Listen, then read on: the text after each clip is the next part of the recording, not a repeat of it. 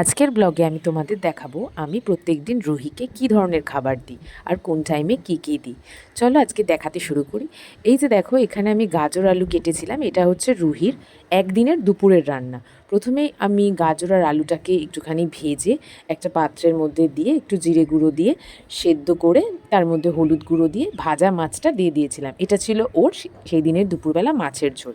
এটা দুপুরের খাওয়ার পরে তারপরে ওকে আমি 3টের সময় একটা রস দিই, মুসুম্বির রস বলতে পারো, আমেরও দিই, কখনো কখনো লিচির দিই, বিভিন্ন রকমের জুস করে দিই। তারপর এটা বিকেল 5টাটা ওকে আমি এখানে ম্যাগি দেখিয়েছি খাওয়ানোটা, কিন্তু ওকে আমি অনেক কিছুই দিয়ে থাকি। কখনো দুধ মুড়ি দিই, কখনো দুধ বিস্কুট দিই, বা কখনো নর্মালও শুকনো বিস্কুটও খেয়ে থাকে।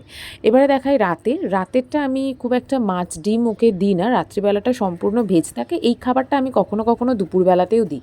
এখানে অনেকের ধারণা হতে পারে যে তাহলে প্রোটিন কোথায় পাচ্ছে। দেখো, প্রোটিন কিন্তু এখানে মুসুর ডালেতে আছে। মুসুর ডালেতে তুমি ফাইবারও পাচ্ছ, আলুতে ফ্যাট পাচ্ছ, বাটার দিচ্ছ, আর গাজরে থাকে প্রচুর ভিটামিন এ আর ভিটামিন সি, যেটাতে ওদের চুল, নখ, ইভেন চোখ খুব ভালো রাখে।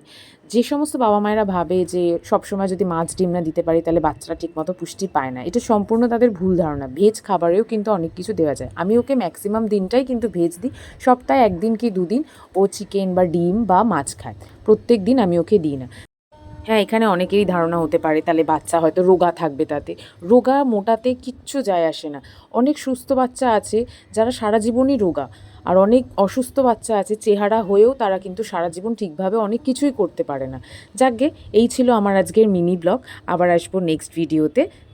Thank you for watching.